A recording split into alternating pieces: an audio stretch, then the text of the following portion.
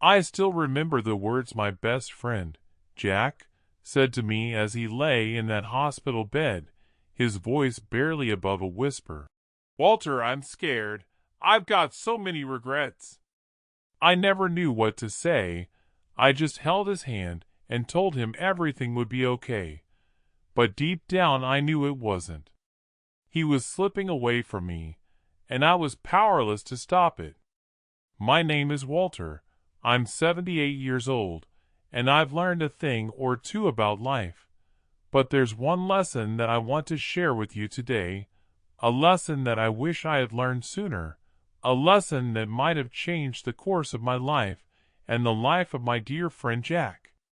It's a lesson about regret, and how it can consume you if you let it.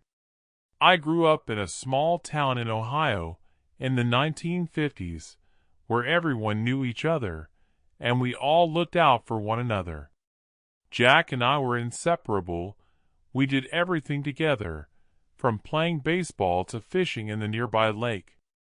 We were like brothers, and I loved him like family. But as we got older, things started to change. We went to different colleges, and I started to pursue a career in business, while Jack stayed in our hometown and took over his family's farm. But here is what I never told anyone. I was jealous of Jack. I was jealous of the life he had, the freedom he had, and the sense of purpose he had. I was stuck in a suit and tie, working long hours, and feeling unfulfilled. I would often call Jack and complain about my job, and he would listen and offer words of encouragement, but I never took his advice. I never listened to my heart, and I never pursued my passion. As the years went by, Jack and I drifted apart. We would see each other at family gatherings, and we would talk, but it wasn't the same. I was too busy, too caught up in my own life, to really connect with him. And then, one day, I got a call from Jack's wife, telling me that he was in the hospital and that I needed to come see him. I dropped everything and rushed to the hospital, and that's when he told me he was scared and he had regrets. I was shocked. I had no idea. Jack was always the strong one, the one who had it all together. But as I looked into his eyes, I saw the fear, the uncertainty, and the regret. He told me that he had always wanted to travel, to see the world, but he never had the chance. He told me that he had always wanted to write a book, but he never had the time. And he told me that he was sorry for not being a better friend, sorry for not being a better husband, and sorry for not being a better father. I listened, and I held his hand, and I told him that it was okay, that we all have regrets, but deep down, I knew that I had regrets too. I regretted not being a better friend, not being there for him, not listening to him. I regretted not pursuing my own passion, not taking risks, and not living life to the fullest.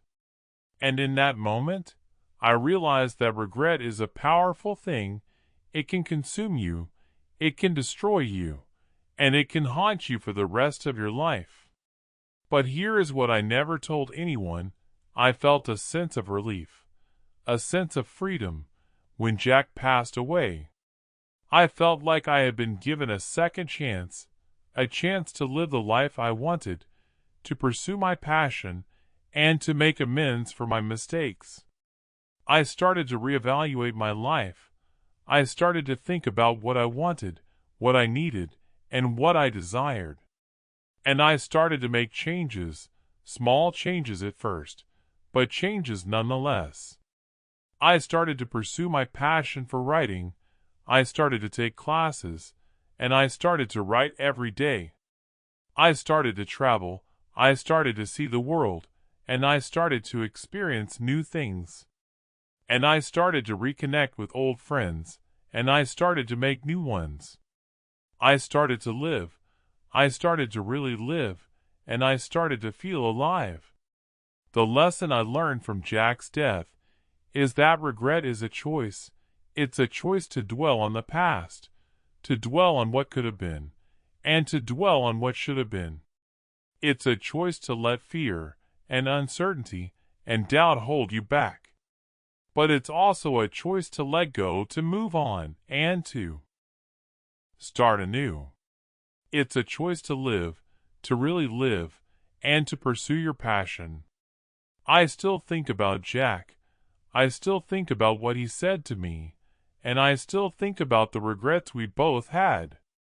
But I don't dwell on it. I don't let it consume me. I use it as a reminder to live, to love, and to forgive. And I hope that you can learn from my story. I hope that you can learn to let go, to move on, and to start anew. I hope that you can learn to live, to really live, and to pursue your passion. And that's the lesson I want to leave you with today, a lesson that I wish I had learned sooner, a lesson that might have changed the course of my life, and the life of my dear friend Jack. It's a lesson about regret, and how it can consume you, but it's also a lesson about hope, and how it can set you free. I still remember the words Jack said to me. "Walter, I'm scared. I've got so many regrets." But now I understand. I understand what he meant, and I understand what I can do to avoid the same fate. And I hope that you can understand too, and I hope that you can learn from my story. So please subscribe to my channel and join me on this journey of self-discovery, and let's learn to live, to really live together. As I reflect on the lessons I've learned, I'm reminded of the countless nights I spent feeling lost and alone, wondering if I was the only one struggling to find my place in this world. But the more I shared my story, the more I realized that I wasn't alone, that there were so many others out there who were going through similar struggles. And it's that sense of community, that sense of connection, that has given me the strength to keep moving forward. I think about the people who have reached out to me, who have shared their own stories of struggle and perseverance. I think about the woman who wrote to me, telling me about how she had been struggling with anxiety and depression for years, but had finally found the courage to seek help after watching my videos. I think about the young man who shared with me his story of overcoming addiction, and how my channel had been a source of inspiration for him during his darkest moments. These stories, they remind me of why I started this channel in the first place. It wasn't just about sharing my own story, but about creating a space where others could feel seen and heard. It wasn't just about my own journey of self-discovery, but about empowering others to embark on their own journeys of growth and transformation. As I look back on the journey that has brought me to this point, I'm filled with a sense of gratitude and awe. I'm grateful for the struggles, because they have taught me the value of resilience and perseverance. I'm grateful for the setbacks, because they have shown me the importance of learning from my mistakes. And I'm grateful for the moments of triumph, because they have reminded me of the power of the human spirit to overcome even the most daunting challenges. But most of all, I'm grateful for the connections I've made along the way.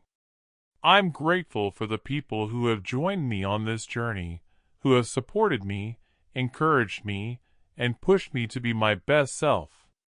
I'm grateful for the sense of community that is formed around this channel, a community that is built on a shared desire to learn, to grow, and to live more authentic, meaningful lives. As we move forward on this journey together, I want to leave you with a challenge. I want to challenge you to be more intentional about the way you live your life. I want to challenge you to take risks, to step outside your comfort zone, and to pursue your passions with reckless abandon. I want to challenge you to be more present, to be more mindful, and to be more fully engaged in the world around you. Because the truth is, We don't have to wait for some catastrophic event to wake us up to the reality of our own mortality. We don't have to wait for some life-altering experience to teach us the value of living in the present moment. We can start right now, in this moment, to live more intentionally, to live more authentically, and to live more fully. So let's do it, shall we? Let's make a commitment to ourselves, to each other, and to the world around us to live more deeply, to love more fully, and to leave a lasting impact on the world. Let's make a commitment to live, to really live, and to never look back with regret.